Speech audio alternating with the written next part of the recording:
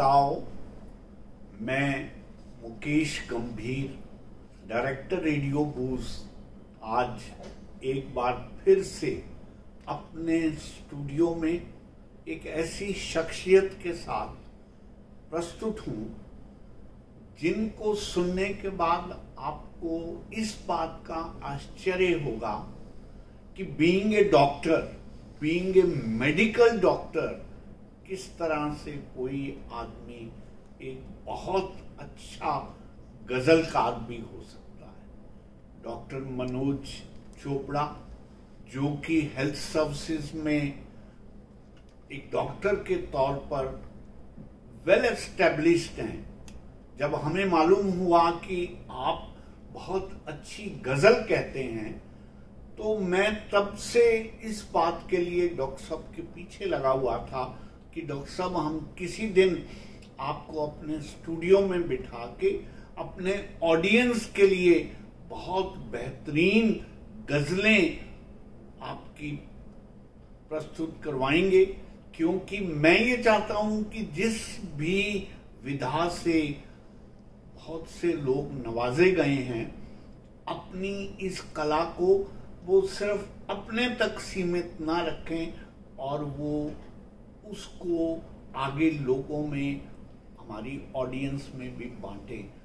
तो इस इंट्रोडक्शन के साथ डॉक्टर मनोज चोपड़ा का मैं हार्दिक अभिनंदन करता हूं हमारे स्टूडियो में आने पर, और मैं चाहूंगा आज हम साथ साथ इनके कैरियर से रिलेटेड बात करेंगे और साथ साथ इनका जो हुनर है गजल कहने का, और उसको तरन्नुम में कहते हैं, सबसे बड़ी बात ये है, और उसका भी आपको रसास्वादन करवाएंगे।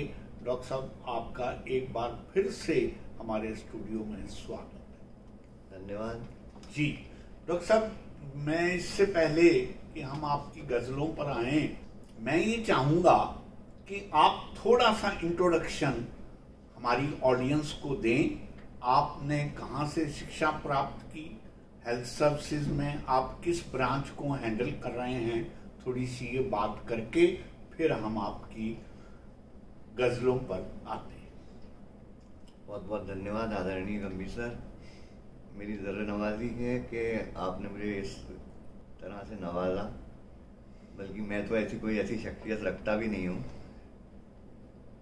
कोई ऐसा कुछ खास कहन नहीं है मेरा, बस ये है कि थोड़ा बहुत आता है तो बस कह देता हूँ। डॉक्टर साहब, मैं अक्सर एक बात कहा करता हूँ कि वो शख्स जो तुमसे झुक के मिला होगा, यकीनन उसका कद तुमसे बड़ा होगा। तो आपकी नम्रता अपनी जगह है, लेकिन हम आपके इस फन को आज जब ऑडियंस के सामने पेश करेंगे तो वो खुद ही निर्णय करेंगे कि जो कुछ मैं कह रहा हूं वो अपनी जगह एज सच स्टैंड करता है। जी, मैं वैसे पेशे से एक डॉक्टर हूँ जी, और एक एनेस्थीसिया का डॉक्टर हूँ। एनेस्थीसिया क्रिटिकल केयर एक गंभीर विषय होता है जिसमें मरीजों की जान किस तरीके से बचाई जाती है और उनके ऑपरेशन किस तरह से कराए जाते हैं, है ना। तो उसके लिए जो है मेरी इसमें विशेषज्ञता है, और साथ साथ ही मतलब ये लेखन का कार्य जो है वो मेरे को ऊपर वाले ने बख्श दिया। डॉक्टर साहब, आपकी इस बात पर मैं अपना एक अशार कहना चाहता हूँ। जी सर, जी सर। और अशार है कि मैं जिस बातों से बेईमानी कर नहीं सकता, मैं जिस बातों से बेईमानी कर नहीं सकता, सच तो ये है कि घुट घुट के मर नहीं सकता। खुदा ने मुझे शायरी की तौफीक बख्शी है, मैं उसकी रहमत से गफलत कर नहीं सकता।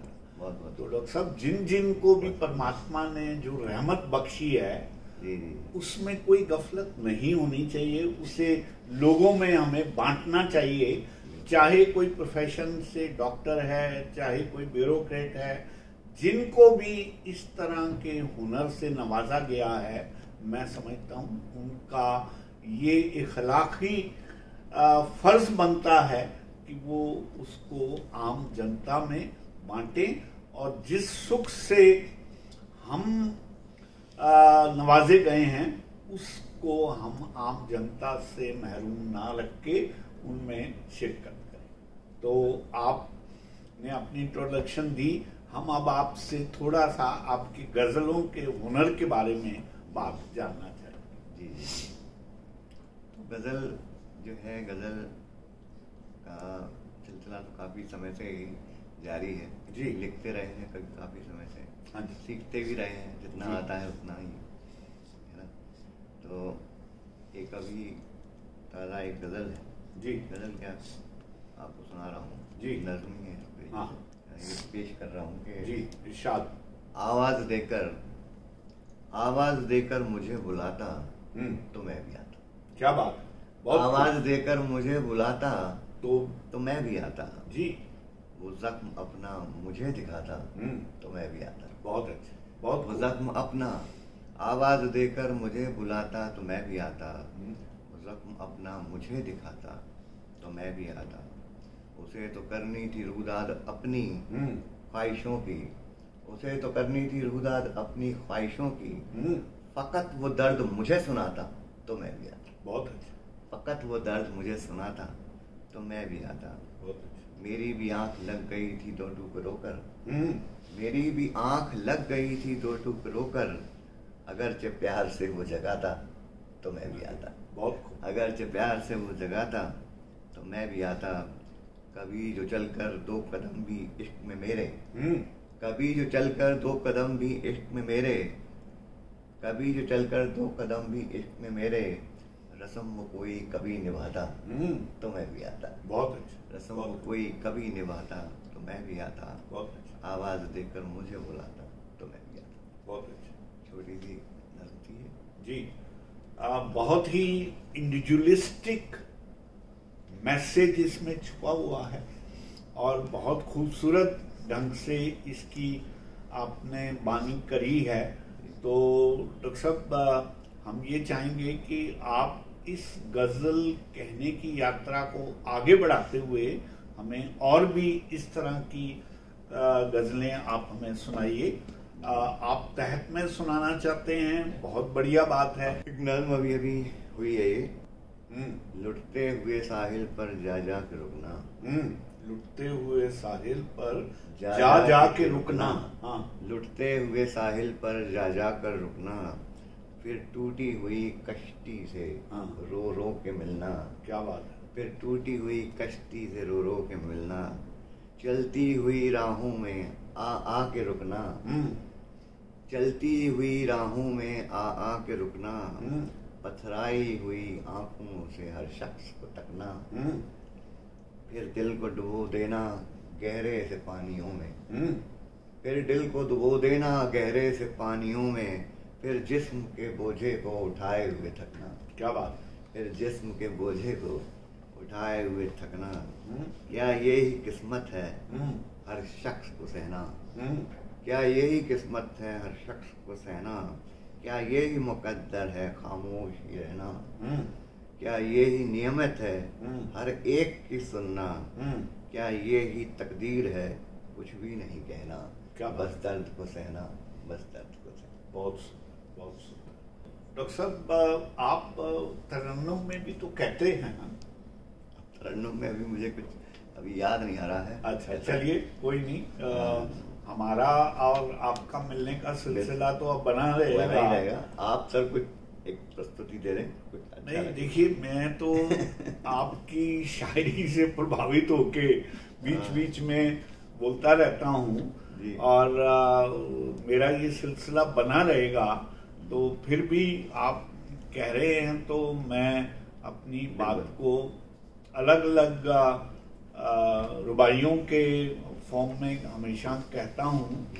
और मैं ये कहता हूँ, देखिए डॉक्टर साहब, कि ना सही बेशुमार दौलत, ना सही बेशुमार दौलत तेरी रहमत का खजाना तो है, और ना चले इश्क परवान मेरा तेरी जुस्तजू का बहाना तो है। ढूंढते फिरते होंगे लोग उसे दर बदर, कहीं और मिले ना मिले मेरे दिल में उसका ठिकाना तो है, मेरे दिल में उसका ठिकाना। क्या बात है सर, क्या बात। तो आप आगे कहें। ऐसा लगता है परेशान गया हो घर से। ऐसा लगता है परेशान गया हो घर से। हाँ।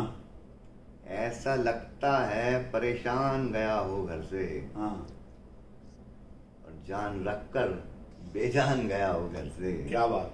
जान रखकर बेजान गया हो घर से। वो ख्वाब टूटे तो नींदों से जाग उठता हूँ। ख्वाब टूटे तो नींदों से जाग उठता हूँ, जैसे कोई सामान गया हो घर से। क्या बात। बहुत जैसे कोई सामान गया हो घर से। हवा गुजरे तो दरवाजे बात करते हैं। क्या बात। हवा गुजरे तो दरवाजे बात करते हैं, जैसे कोई इंसान गया हो घर से। क्या बात। कि कोई इंसान गया हो घर से, अपनी यादें भी नहीं लेके गया। क्या बात। अपनी यादें भी नहीं लेके गया वो, कितना वीरान गया हो घर से। क्या बात। कितना वीरान गया हो घर से। कितनी खामोशी है, कितना सन्नाटा है। कितनी खामोशी है, कितना सन्नाटा है, जैसे कि तूफान गया हो घर से। क्या बात। जैसे कि तूफान गया हो घर से। ऐसा लगता है परेशान गया हो घर से। बहुत अच्छा। जान रखकर बेजान गया हो घर से। बहुत अच्छा, बहुत अच्छा। आपके डॉक्टर साहब इस गजल से जी मैं एक अपने अशार मेरे को याद आता है जी। और वो ये है कि तेरी हल्की सी दस्तक ने, तेरी हल्की सी दस्तक ने खुलवा दिए मेरे बरसों के दरवाजे बंद। तेरी हल्की सी दस्तक ने खुलवा दिए मेरे बरसों के दरवाजे बंद।